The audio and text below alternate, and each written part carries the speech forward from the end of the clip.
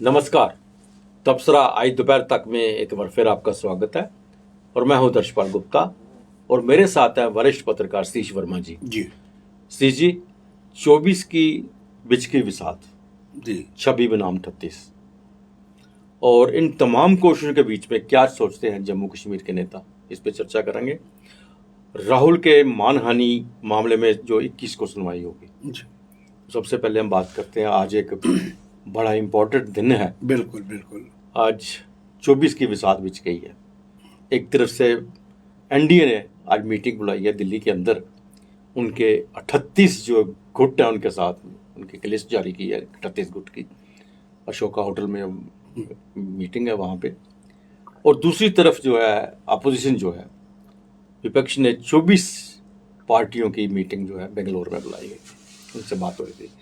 मतलब 24 को आने वाले जो इलेक्शंस है उसके देखते हुए दोनों दल, सत्ता और विपक्ष, अपने अपने रणनीति तैयार कर रहे हैं और एक दूसरे पे आरोप भी लगा रहे हैं।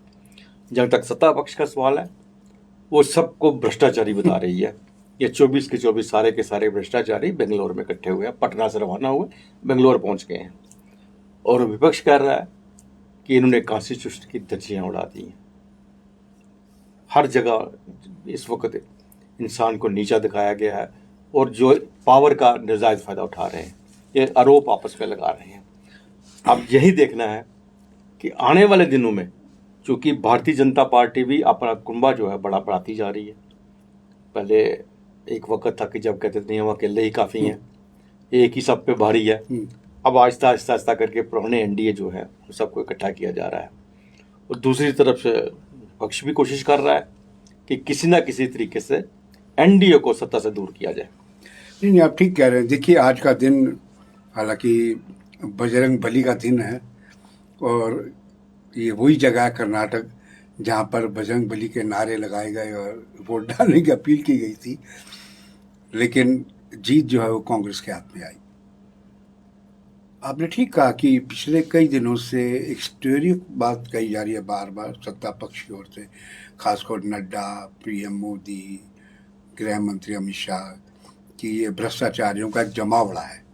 पटना में हुआ, अब कर्नाटक में है।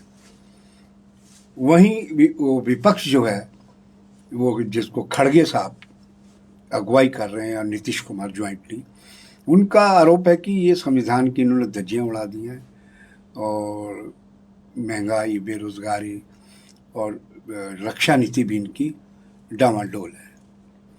इसमें दिलचस्प बात यह है, आंकड़ों की बात। बीजेपी दावा कर रही है 38 पार्टियां उनके साथ हैं, जबकि विपक्ष कह रहा है 26 हमारे साथ हैं। अब 26 में अगर हम चेहरे के देखेंगे, जैसे केजरीवाल है, केजरीवाल की उन बातों को नहीं भुलाया जा सकता जो उन्होंने मोदी पे तो आरोप लगाए, कांग्रेस को भी पानी पी पी के घेरने की कोशिश करी। और भी लोग हैं, तो इसलिए बीजेपी और सत्ताधारी कह रहे हैं कि कहीं की ईंट कहीं का रोड़ा, भानुमति ने कुनबा जोड़ा, ये कहा जा रहा है विपक्ष वाला। ये वही पुराना डायलॉग है, जब एनडीए बना था तब कांग्रेस कहती थी जी। तो लेकिन इसमें दिलचस्प बात है कि जो 38 एनडीए कह रहा है, इसमें बहुत से आलों ने तो अभी तो अपनी स्वीकृति भी नहीं दी है। रात को मेरे एक मित्र का दिल्ली से फोन आया, बड़ा वरिष्ठ पत्रकार, तो इसी विषय पे चर्चा कर रही थी, कल ये हो रहा वो हो रहा। तो मैं क्या 38 कैसे हैं, थोड़ा बताओ, तुम दिल्ली में बैठे हो, लिस्ट आई होगी। कहते उसमें मुश्किल क्या है, बाकी जितने पूरे होंगे, गोदी media plus ED, income tax से भी सब मिला लो, आप 38 हो जाएंगे। उसमें क्या प्रॉब्लम आती है? ये सब एलाई हैं जो कि प्रोपेगेंडा कर रहे हैं। ये तो एक लाइटर मूड की बात होगी, लेकिन गंभीर बात यह है कि यूनाइटेड वी स्टैंड इन्होंने एक स्लोगन दिया है कर्नाटका में, बेंगलोर में, जहाँ मीटिंग चल रही है ताज होटल में, और इसमें कहा गया है कि हम सबको एकजुटता के साथ रहना होगा। हम अभी बयाना देख रहे थे कि कौन क्या कह रहा है, लालू यादव भी बोले, सभी बोले। और सबसे बड़ी इसमें अहम बात जो देखी जा रही है, सोनिया गांधी हालांकि अस्वस्थ हैं, उनको शायद कंफर्म नहीं, शायद कैंसर, क्या उनको गंभीर दिक्कत भी है। बावजूद उसके उन्होंने इस बैठक में जाने का फैसला लिया क्योंकि डिनर का जो कल आयोजन किया था वो सोनिया गांधी की ओर से किया गया था। और उसके बाद जो हम बॉडी लैंग्वेज देख रहे हैं, खास तौर से हमारी नज़र उन नेताओं पे जो कांग्रेस को गिरियाते रहे हमेशा, केजरीवाल एंड कंपनी, उनकी बॉडी लैंग्वेज ही चेंज थी। वो गले मिल रहे हैं ऐसे कि जैसे कि 47 के बंटवारे के बाद भाई आज मिले हो।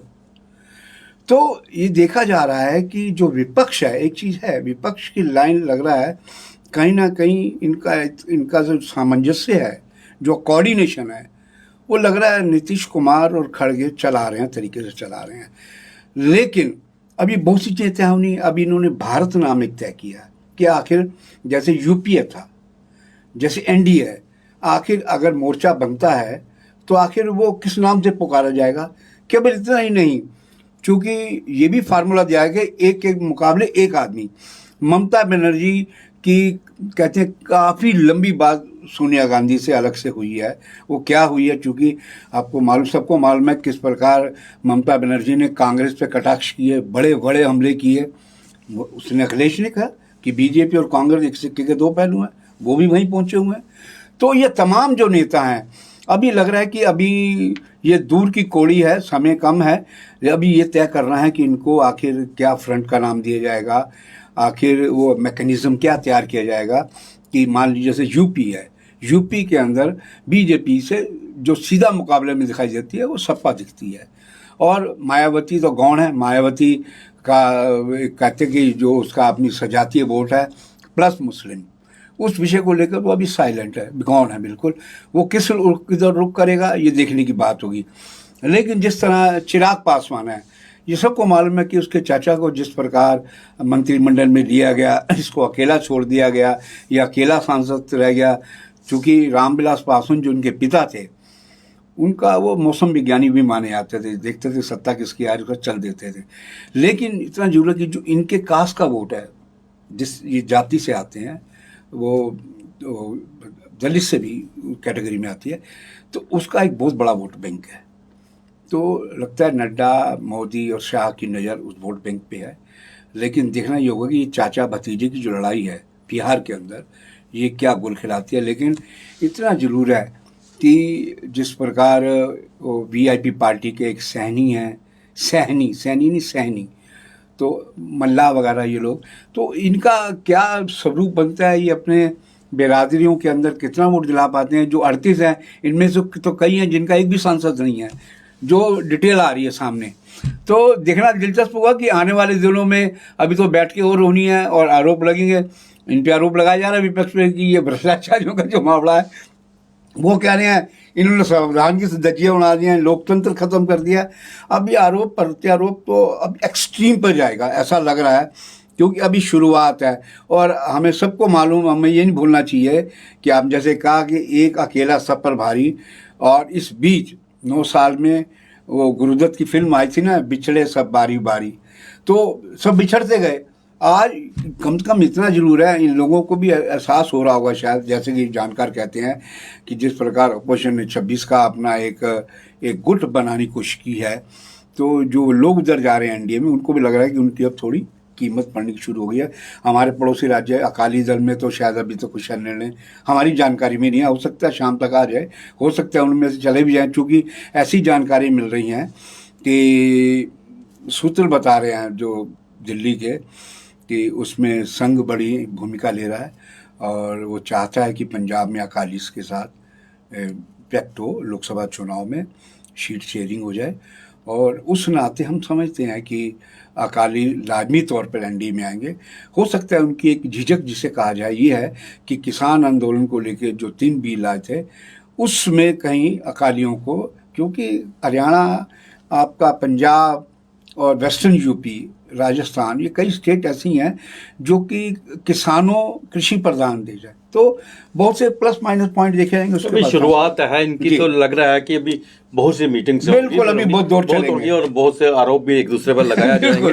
क्योंकि सीधी सी बात है, ज्यादा वक्त तो रह नहीं गया ना जी। इसलिए सबकी कोशिश है किसी न किसी तरह से सत्ता हासिल की जाए। बिल्कुल, ये दोनों सत्ता तरफ की लड़ाई है। बिल्कुल बिल्कुल एनडीए की भी और इनकी भी बिल्कुल। लड़ाई तो सत्ता की है, सबकी सबकी और कोशिश है। और ये भी एक बात है, जी। अब नहीं तो कभी नहीं। बिल्कुल, अगर इतना होने के बावजूद भी बिल्कुल। जिस तरह से कांग्रेस बिल्कुल हाशिए पे आ गई थी, उसके बिल्कुल। बाद उसने सर उठाना शुरू किया। बिल्कुल। और इस वक्त भी ये सब इकट्ठे होकर फायदा ना बिल्कुल। उठा सके तो फिर कभी भी ये बिल्कुल, ये जीवन मरण की लड़ाई बिल्कुल है। बिल्कुल, इसलिए पूरी कोशिश। लेकिन फिर भी जिस तरह से आपने कहा कि ऐसे मिल रहे हैं जैसे बिछड़े हुए भाई हाँ। हैं, तो भाई तो मिलेंगे ही हाँ। जिनके अब सौदे हो चुके हैं। जब उनका सही बात सीधी है। सी बात है, केजरीवाल तो सीधा सीधा उसके साथ कांग्रेस के साथ कहा भाई हमारी संसद में मदद करो, बिल्कुल। बिल के अगेंस्ट चलो, बिल्कुल। हम आपका साथ देंगे। इस बात पे वो राजी हुए तभी किया, नहीं तो पहले वो उनके पटना से विरुद्ध उठ के आगे थे, उठ के आगे तो बिल्कुल। चल रहे थे। ऐसे बहुत सी चीजें आएंगी क्योंकि प्रॉब्लम सबसे बड़ी ये है कि इनमें से प्रधानमंत्री बहुत है बिल्कुल।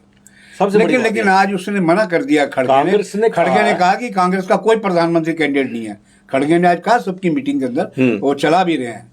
जी, आगे। सर, इन तमाम कोशिशों के बावजूद हम जम्मू कश्मीर की अगर बात करते हैं जी, तो जम्मू कश्मीर के जितनी भी जो पोलिटिकल पार्टी है वो किस किस तरह चल रही हैं। इस तरह से डॉक्टर फारूक अब्दुल्ला, उमर अब्दुल्ला जो है वो नेशनल कॉन्फ्रेंस की पार्टी, वो भी अपोजिशन के साथ गई हुई है, ठीक है। महबूबा मुफ्ती वो भी गई हुई है उनके साथ में। यही दो बड़ी पार्टियां यहाँ पे बिल्कुल, है। बिल्कुल। बाकी रहेगी तीसरी पार्टी अल्ताफ बुखारी की अपनी पार्टी। उन्होंने तो एक ही फैसला कर दिया है कि केंद्र में जिसकी सरकार होगी हम उनके साथ हैं। बिल्कुल।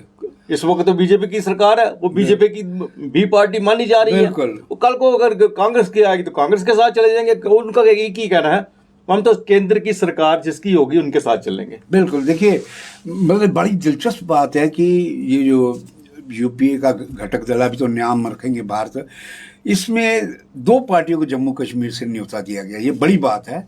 गुलाम नबी आज़ाद को नहीं दिया गया, उसको अल्ताफ बुखारी को नहीं दिया गया, सज्जाद लोन को नहीं दिया गया, पीपल्स कॉन्फ्रेंस को, और भी छोटे मोटे जो घटक हैं। बीजेपी का तो सवाल ही नहीं उठता। तो आम आदमी पार्टी ऑलरेडी बैठे ही हो।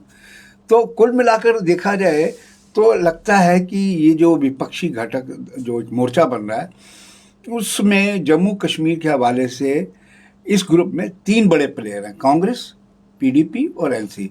और एनसी में खुद फारूक साहब नहीं गए, बेटा गया उमर अब्दुल्ला।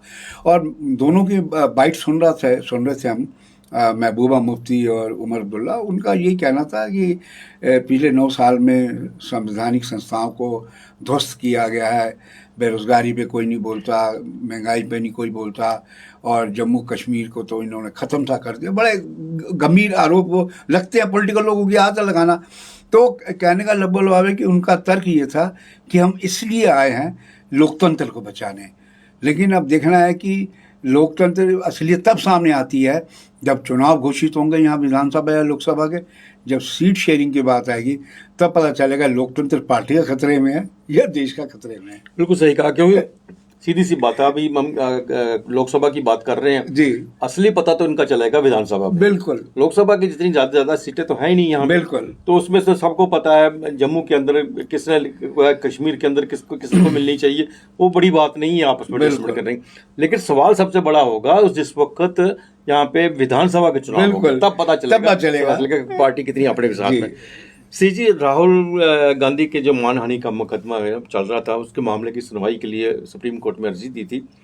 उन्हें 21 तारीख को उसकी सुनवाई हो रही है। इस मामले को उन्होंने ले लिया है और 21 तारीख को इसकी सुनवाई होगी। उसके बाद पता चलेगा कि राहुल गांधी का क्या कहेंगे। बिल्कुल। देखिए दौर कैसे बदलता है। भारत जोड़ो यात्रा से पहले, मतलब 4-5 महीने उससे और पहले लगा लीजिए, राहुल गांधी की खबरों को इतनी गंभीरता से नहीं लिया जाता था। लेकिन भारत जोड़ो यात्रा के बाद सिनेरियो ऐसा एक व्यापक चेंज हुआ कि आज हर खबर में राहुल गांधी लाजमी होता है। वो सत्ता पक्ष बयान दे, आरोप लगाए, या विपक्षी ओर से बात हो। और ये जो सज़ा हुई है, इस सज़ा को लेकर जो कानूनविद हैं वो भी अपने तरीके पर तबसरा अपनी विवेचना कर रहे हैं कि ये कुछ याद सी है। तो कल हालांकि रिट लगाई थी उन्होंने इस पर पुनर्विचार याचिका, लेकिन आज मुख्य न्यायाधीश के जो अदालत है उसमें से शायद इस प्रकार की बात कही है। खबरें चल रही सब जगह कि 21 तारीख, आज 18 है, आज मंगलवार है, शुक्रवार शायद पड़ा, शुक्रवार को इस पर सुनवाई होगी। और हर पक्ष अपना अपना कयास लगा रहा है, कांग्रेसी और जो दूसरे दल हैं वो कह रहे हैं कि शायद इंसाफ राहुल गांधी के पक्ष में। अगर देखना दिलचस्प होगा 21 को क्या होता है। तो ये था तबसरा दोपहर तक का। बाकी खबरों के लिए आप देखते रहें पीपी न्यूज़ लाइन। नमस्कार। नमस्कार।